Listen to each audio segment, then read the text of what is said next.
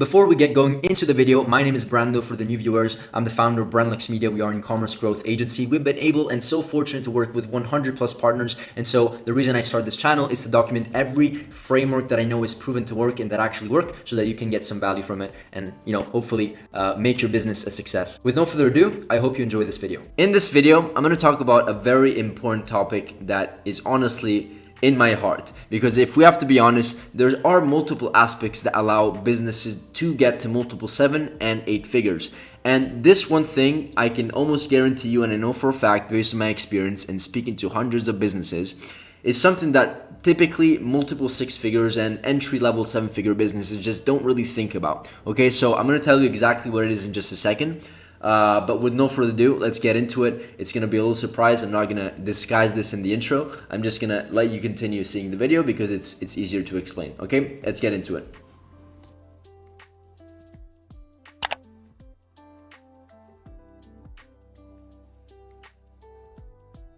So before we get going in the video, this is just one of our clients. As you can see, in November, we did over $1 million. I guess between November and December, over $1 million. Great. We typically, I'm just showing you this so I'm qualified to speak about these topics. If you are a new viewer, we typically work with multi 6 and of course 7 and 8 figure businesses. And so why am I showing you this? I'm showing you this because whenever it comes to growing clients, we need to understand levels of prioritization. Okay, this was the important topic that I wanted to talk about in this video. And if we have to be honest here, okay, every single person that I've spoken to that is not really killing it in the ecom game, or if we have to be honest, once again, any business in general, they don't understand how to prioritize funnel metrics and analyze them and then prioritize what they need to work on. And this sounds very kind of stupid, but I've broken down a funnel that I know based on my past experience and also by just comparing metrics of clients that I know are scaling. So facts and reality. I put on some key metrics that are quite healthy, okay, on the healthier side, so we can kind of understand and go through them and tweak them and kind of bring you through good scenarios, bad scenarios. And at the end of what's the goal of this video? The goal is this video is to break down a funnel, understand where the bottlenecks are so that we can go all in and put all of our resources where it actually matters, because there's nothing worse than going through a business and growing a business and you're putting your resources and time in the wrong places and at the wrong time. Okay, and so it's just like, it's so important, it's so stupid, and not stupid, but it's so like such a topic, let's just say, everybody could speak about, but people don't actually speak about it, which pisses me off. And so I did a video about it. So we need to understand where the problems lie. So let's take a business that's doing probably, let's just say, between $500 and $1 million a month. Okay, and so these are actually some metrics from one of our clients. Okay, they're basically quite specific. Okay, so let's just understand and go through this entire funnel, and then I'm going to tweak each metric and explain how this could be lower compared to like what it should be, why you should focus on that, etc., etc., etc. Okay, so let's, for example, pretend that we have a brand that has a cost per click of $1.5 and a CPM of $40, which is on the higher end, but it kind of goes, the cost per click is probably $1.5 because we have a higher CTR. For those of you who don't know, cost per click is basically a combination between CTR, how frequently people click on your ads, so in this case 3%, 3 out of 100, and how expensive they are. What is your cost per 1,000 impressions? So this balance will give you a cost per click. Okay, so let's just assume we have these metrics. Okay, and the average order value of the store of this page is $74. Okay, and there's a load speed of 1.7 seconds, which is actually quite good. And once again, I'm going to bring you through this entire funnel so that you understand what these metrics are entirely, and then we can break down what potential issues could be and then tweak the metrics. Now let's assume that the opt-in rate is 7%. Okay, so for every 100 people that hop on the page, that stick around for at least 30-40 seconds, which is when the pop-up goes up, 7%, 7 people out of 100 actually give you their email, which is really, really important. Okay. And by the way, this is just a random funnel that of course is from Boom by Cindy Joseph, a great brand doing multiple 8 figures, but is just to show you the funnel stages. Okay. Now let's just assume that out of 100 visitors that visit the page, the website, the landing page, the offer, whatever you want to call it, 10% actually add to cart.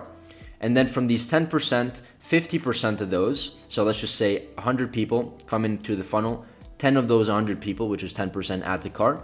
50%, so out of the 10 that added to cart, only 5% initiate the checkout. And then out of those, 3% actually complete, 60% from here, from this stage, actually buy. So that's essentially 5. So 3 out of 5, that's 3. So 2 out of these 5 people just leave, and 3 actually complete the purchase and buy. So this gives us a conversion rate of 3%. If we combine a 10% add to cart, and by the way, like these metrics that I'm going you through, it's a good opportunity for you to see what is considered healthy, because sometimes we don't really know what's considered healthy, and at least proportion wise. And scaling, we don't know what we need to fix. So if this is, of course, let's just say this is the beauty company, right? Of course, if you are in the apparel industry, you're gonna have different metrics, right?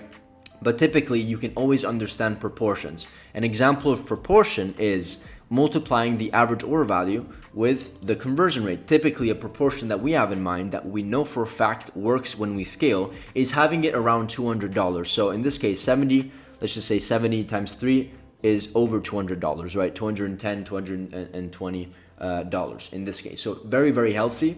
And even if we have maybe a bit higher expensive cost per clicks and ad cost, we can still sustain a profitable funnel. So we need to understand proportions. So I want you to as I go through this funnel, I want you to basically understand what the good KPIs and good proportions of a healthy funnel doing $500, $1 million plus a month is. Okay, so you can compare it to yourself.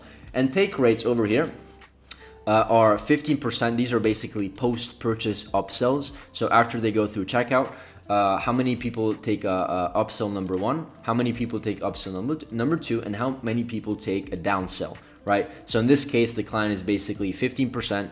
So one in 6 people, or 1 in 7, I forgot what the percentage is, basically buy the first upsell. If they buy the first upsell, they go to a second upsell, and then 20% of those people, 1 in 5, actually buy that second upsell. And then if for downsells, 1 in 10 people buy the downsell, right? So these are basically metrics and a funnel that pumps in, at least from this side, it pumps in a $74 AOV brand with a 3% conversion rate. And this $74 is also, of course, including these upsells, downsells, cross-sells, etc., etc. Other funnel metrics is that the brand is doing 25% repeat customers, which is healthy, and Klaviyo is 26% in email marketing revenue. So if they're doing $1 million a month, 260,000 is coming from just Klaviyo and SMS marketing, email and SMS marketing. Okay, now that we went through a funnel, we need to understand and go through scenarios together of how this funnel could be broken and why you should then really focus and hone in on that section. I'll give you an example. Let's just say these metrics are the same. And instead of having a $1.5 cost per click, because let's just say your CPMs, very, very expensive industry like skincare or something like that, are high, and so it's hard to bring them below $40 as an example. But your CTR is just like 1.5, which is still it's better if you have around 2, but it's still low compared to the high CPM. So you have expensive ad costs, but your CTR is not high enough to sustain that. So because of this, your cost per clicks go from 1.5 to $2.3 or $2.4, let's just say. This will give you a lower ROAS. So if you're in a scenario where you have low ROAS, meaning, or maybe it's not low, but it's not sustainable, you're maybe breaking even, you're not able to go through that profitable zone, or it's unprofitable, you have like below 1 or something like that, you need to look and have an understanding. So if this is your scenario and you're going through a situation where these are the funnel metrics, meaning your average order value is still $74 and your conversion rate is $3, I don't know why, but many people are like, oh, let me test an advertorial. Like, why would you test an advertorial if your funnel at this, like, I'm not saying don't test an advertorial, because it could be an amazing opportunity to increase this kind of conversion rate or proportion between conversion rate and average order value. I'm not saying don't do that, but put it on the side for a second and try to understand where the problem actually lies. So in this case, the problem is that $2.4 is not sustainable for your ad cost, for your margins, for your break-even points. And so you need to make better ads. So hone in and 10, of course, you always need to hone in on ads. That's a never-ending process that you should never stop. But particularly in this scenario, you need to try to put your ad costs down, because then you're not going to have a profitable funnel. Okay, so try to understand whether it's the angle, whether it's the creative. Perhaps get your best winning angle and try to pump in new creative concepts to increase that CTR, because maybe the creative concept is just not interesting enough. Maybe you're just doing image ads, or you're doing like a UGC type of video that doesn't have good hooks, that doesn't have a good essentially storyline to it, and it's just not engaging, and you have a low CTR, right? So all these things you need to put into consideration when it comes to studying this, right? So you understand my point. This is where the focus should be, right? Now let me give you another scenario. Let's just go back to where this was, 3%. Let's just say that you have healthy metrics over here, but your average order value perhaps is, and I'm also going to give you ways to fix this, right? So I'm kind of doing two things at once. I'm giving you a problem, telling you where you should focus on, and then kind of giving you insights on how to improve these metrics if this is your case, right? Let's just say that this is $60, $60, and your conversion rate is 2%. So if we multiply the two, 60 times 2, that's 120, the proportion, right? At least 200, that's the ideal, but we are at 60 times 2, 120. Let's also say that the page speed over here is 3 seconds or 3.5 seconds. So this is quite high. So if it takes, there's a statistic that says if it takes more than 3 seconds to essentially load the page, you're gonna lose quite. I'm not sure exactly the statistic, but you're gonna lose the majority of your consumers, of your visitors. Sorry, let's just say it's 4 seconds to round it up. So with these metrics and with these stats, this is where you're getting. Now, of course, keep doubling down what you're doing here, but this is of course where you should focus on. Let's just say you're achieving a break-even point because you have decent cost per clicks. They're not high. You maybe even have a bit lower, so like 1.3, let's just say, whatever, 1.3, 1.4, and 1.5. But these are just the metrics that are killing. Of course, now what you should focus on here is these metrics. So landing page, you should focus on offer, you should focus on load speed. These are the things that you should focus on. Okay, 100%. And by the way, like when it comes to conversion rate, we need to understand what the problem is within the conversion funnel. Okay, we need to understand that. So this could, I'll give you an example of like page speed. Let's just say that the first page kind of like page that loads is 4 seconds, which is a lot. So perhaps the problem here is that they go on the page, but not a lot of people add to cart because there's that drop off of people that just can't load the page, or it can, but they're just not they're ready for it because they're impatient, which are most consumers are. And so instead of that, it's like 5%, right? So out of 5%, 5 people, right? And then these metrics are the same. We went from like a 3% conversion rate. Now it's probably 1.5, just to keep numbers easy. I decreased, the 10%, it went down to 5%. So now the conversion rate, just because of that, is 1% or 1.5%.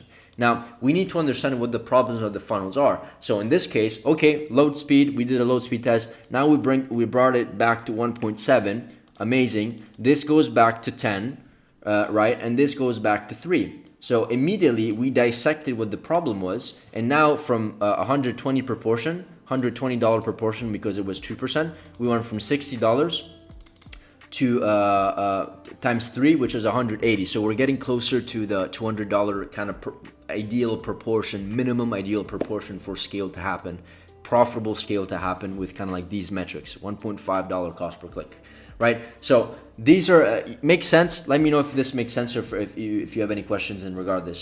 Now, if the problem was also maybe another one, maybe, and by the way, before talking about other things like these metrics over here, let me go through another example. How do we increase AOV? We increase AOV by working perhaps on these percentages. So maybe the $60 AOV is because we have a 3% take, a 5% take, and let's just say a 7% take. So these are very, very poor metrics. And look, based on my experience, if you can achieve a 15 to 20% take on these upsells, you should be able to see a 7 to 10% boost in your average order value. Like, you should be able to see that. So let's just say these were your metrics, right? And you're getting a conversion rate of $60 because of those metrics.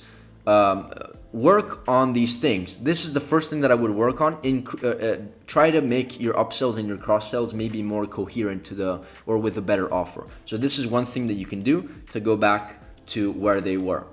One other thing that you can do, of course, is selling solutions instead of selling one singular product. And I have many examples of this, but instead of maybe just selling one product, which is $60 or $50, sell an entire bundle solution, or give two options. Here's the $60 version or $50 version without the entire solution, and here's the $80, $90, $100 solution, which is more expensive. There's free shipping and you get these extra freebies, right, to incentivize. So work on your offer and try to tweak the offer to increase AOV while still maintaining a healthy proportion, so that the proportion between conversion rate and AOV is $200, $250. It's healthy, right? So that you can sustain the expensive ad cost over here. Am I making sense? I hope I am. Now, let's just assume also that your Klaviyo revenue is perhaps quite a bit lower, and you're sending your emails, right? I'm not going to go through the entire problems of why maybe Klaviyo wouldn't work, etc. But it's also, we have to also consider that, if you have a 10% Klaviyo revenue percentage and you are maybe breaking even, or you are making a bit of profit, let's just say as an example, going from 10% to 26%, you're adding like literally 15% in extra revenue, like that you would have never gotten before. So that alone can bring an unprofitable business to a profitable one, or a barely profitable business to a quite profitable one. So keeping this in mind, keep it in mind as you do your ads and scale your ads. Many times, what we do is that if our like ideal ROAS is like 2.5, we don't shut off ads if it's like 2.2 or 2.3, just because we know that there's other things throughout the funnel that we can achieve to recoup that 0.2, 0.3x ROAS that we lost on the front end, right? So we need to think strategically as well. Now, cool. Let's just say, by the way, I'm not going to do a rant about this like I did for these other metrics for opt-in rate, but this should be around 5 to 7% minimum. We want to aim for 7% if we can more. If you have 3%, 2%, 4%, it means that the offer of the opt-in is not engaging enough, or the offer is not good enough for them to say, okay, yes, let me give you their email. I recommend for opt-ins, just as a side note, to introduce them when they're 30 seconds to 40 seconds in the page. So if I'm a visitor and I am sticking on the page for 30 seconds, I'm probably interested of what I'm looking at, because I've spent 30-40 seconds. Like 30-40 seconds doesn't sound like a lot, but it definitely is. If you're scrolling through a page and reading through stuff, you can probably go through an entire page in 30 seconds, right? And so put it after 30 seconds, so you only give discounts and special offers to people that are actually interested, not people that just go there for 10 seconds and they just want a quick deal, right? Have them go off from the store and maybe retarget them once they're more hot, okay, and warm. So hopefully you understand my what I'm explaining here, but it's really, really important to dissect certain things. Now let's go on into talking about conversion rate. In this case, in many cases, we have some clients that have low conversion rate, but it's because of specific reasons within the landing page process to checkout process, okay? And so what typically happens is that what we've done for a client that basically had a 10% add to cart rate, but from people that went from add to cart to initiate checkout, they were basically just like 20%, or let's just say 25%, which is still gonna bring down kind of like the conversion rate to 1.5%, because we basically just cut in half a part of the conversion rate funnel, right? what we did is that what we noticed that they didn't really have nothing, and it's gonna vary based on industry to industry, so take it with a grain of salt, but they didn't really have a lot of social proof to demonstrate on the add to cart, and they didn't create any urgency, they didn't create any scarcity. And what we did is that we added like a free shipping bonus or something along those lines, or sorry, a free gift bonus that incentivized to them to, like, you know, be more interested and inclined to moving forward. We also added an app that basically told them when the free shipping was that they add free shipping enabled, to remind them that they had free shipping.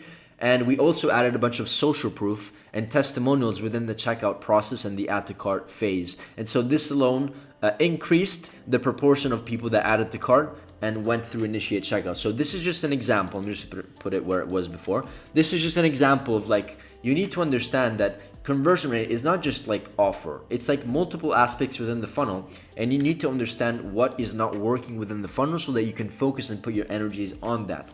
This is how companies scale to 8 figures. Not 6 figures, not 8-figure businesses analyze and dissect the entire funnel in this exact way. Okay, now what's really other important thing is, like, how do we keep track of all these things? We have something called the command center, which I always speak about, and this command center is basically a sheet that I'm going to put myself over here, a sheet that basically documents the entire thing. So here we have daily reports with ads, with CPM, so that we can look at trends and make calculated decisions. We have a creative, this is for creatives to come up with ideas. We have a creative testing tracker, so we keep track of every single ad set and creative concept that we test, and we keep track of, like, you know, marketing angles, emotions, avatars, what's the hook, all that stuff, blah blah blah, creatives, ad format, and then of course we dissect the results and why it was profitable, why it wasn't profitable, why it was break even in the first place, so that we can make the numbers, put the numbers together and make a conclusion, so that we can then analyze if we have an ad problem. Okay, this ad was a winner because of XYZ, and we write kind of observations here. You see learnings, notes, observations, and next steps. So this is what we work on. And then of course, like, this tool, you can get access to it if you click on the link. There's a link. It's going to bring you to a page. Give us your email and we'll send you this to your inbox, and you can have this entire command center. It has a bunch of other resources, but it's to track literally everything, including like CRO tests. Like, we have a CRO tracker where we track every single split test. And a split test, for example, could be, going back to this example, adding social proof or scarcity or free shipping kind of like badge or something on the checkout to increase authority, urgency, scarcity, social proof. Let's see if that works and increases conversion rate. So that's an example of a conversion rate optimization test that we would put in here as an hypothesis, and then try to see if it increases or improves the conversion metric. So in this example, in this test, the conversion rate, as you can see over here, went from 2.67% to 2.96% just because of one test, and it took us 7 days to validate. Right? So this is amazing. Like, you should track everything. And the reason I'm showing you this is because you should track everything in order to make calculated decisions like this. Okay? Sure, you can look at the ad account. That's good to look at your ad account, but you should go deeper into learning why. Ask the why question multiple times. As before, like, why is it 3%? Is it because of the offer? Why is this 5% instead of 10%? Why is this 25% instead of 50%? Take these numbers as a benchmark so that you can come up and understand what is considered good and when running a profitable kind of like brand. Okay, these are good metrics, healthy metrics. Even these are healthy metrics. You want to aim for 25% repeat customers, 25 to 30% Klaviyo revenue, at least 20%.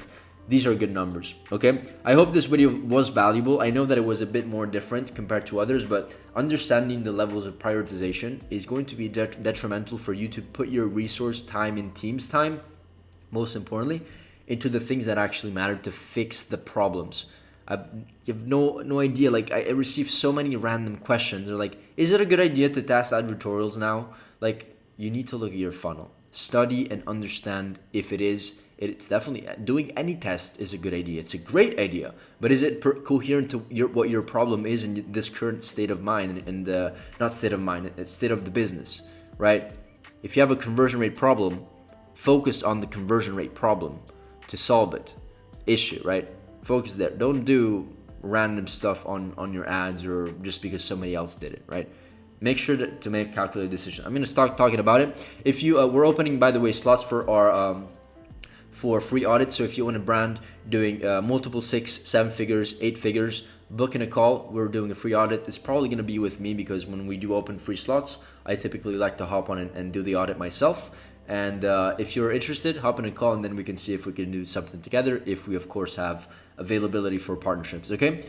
Hope to see you on the other side and see you in the next video. Bye. On a side note, before I end it off here, if you actually own an e-commerce business and you want your business and your brand to be audited, we can just hop on a call, hop on a free strategy session with myself or one of my team members, and we can pretty much have a conversation about your roadmap towards the next year and how perhaps you can reach your goals. The conversation is very laid back. It's honestly just to understand if there's an opportunity for us to do even business together one day, okay? With no further ado, thank you once again, and who knows, maybe see you in the next masterclass.